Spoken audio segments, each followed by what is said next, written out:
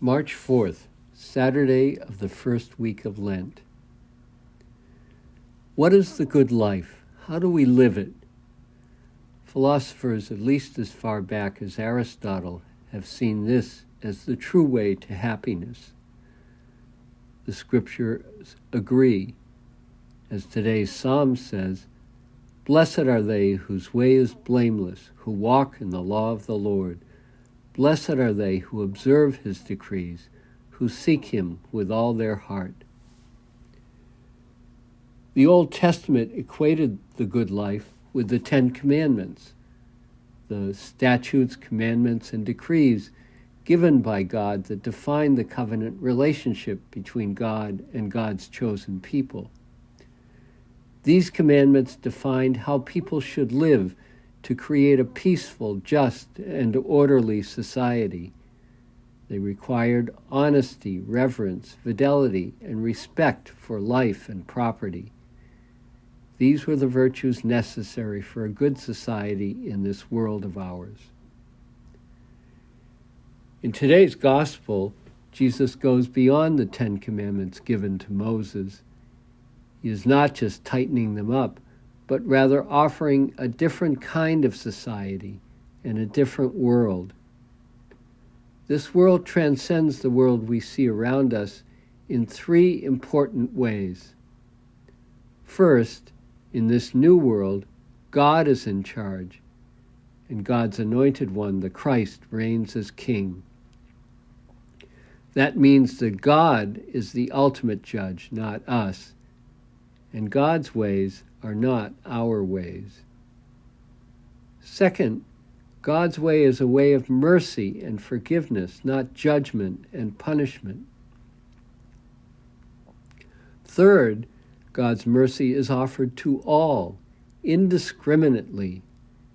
God does not decide that some are worthy, others not. All are precious in God's eyes. To follow Jesus is to live in this new world. It means not taking judgment or retribution on ourselves, but leaving it to God. And it means treating everyone with kindness and acceptance, even if they have wronged us, just as the Father, quote, makes his sun rise on the bad and the good and causes rain to fall on the just and unjust. It means loving our enemies. A lot of people have problems with this. It does not seem fair. Shouldn't people get what they deserve? But the whole point of Jesus' teaching is for us to see others as God sees them, not from our own limited and self-interested point of view. Like most other people, I struggle, not always successfully, to love my enemies. It helps to remember that to someone else, I am the enemy. All of us have wronged others, both by our individual actions and through the attitudes and structures we support. We may not always intend it or even be aware of it, but the one who is wronged knows it. They have as much reason to hate us as we have to hate the ones who have hurt us. We are all better off if we can just let go of the resentment and move on.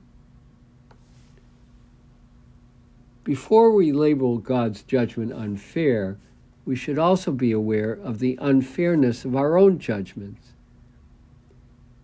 It is easy to look down on those living broken lives, economically, socially, physically, or mentally, and see them as unworthy.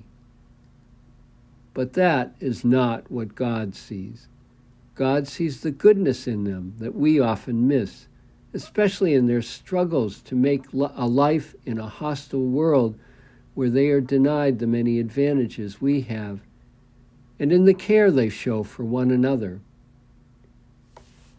God even sees through their antisocial and harmful actions to the fundamental humanity underneath, crying out for acceptance. Those who are willing to break through their prejudices and reach out to the rejected find the beauty under the rough exteriors. For example, last Sunday's New York Times had a story about an organization called On Point that provides services to chronic drug users on the street in New York. They offer food, clean clothing, a chance for a shower and laundry, and they try to get the people into housing, counseling, and medical care where needed. They also offer more controversial help, including emergency interventions for overdoses, needle exchanges, and safe spaces for drug use. Their critics see this as enabling bad behavior, aggravating a serious nuisance, and creating a more dangerous environment for everyone. To many, the people on the streets are problems, threats, irritants, human wrecks, and failures.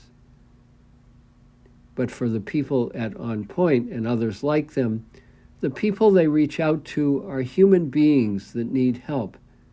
And they do what they can to provide safety, comfort, and acceptance, what any person needs for a decent life.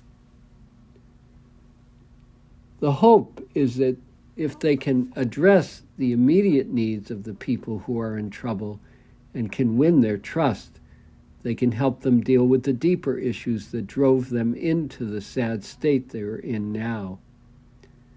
That requires compassion, not judgment. It means following God's way, not our way. It is messy, frustrating work that requires persistence and determination, but it has saved more than a few lives and provides some light and hope in a dark world. To live in hate not only diminishes the humanity of others, it cripples our own. It keeps us from seeing the goodness in others and weakens the goodness in us. As Dr. Martin Luther King Jr. said, "I've decided to stick with love. Hate is too heavy a burden to bear." Jesus offers us a better way and a better world, a world where God's mercy rules, allowing us to see the beauty in others and even in ourselves.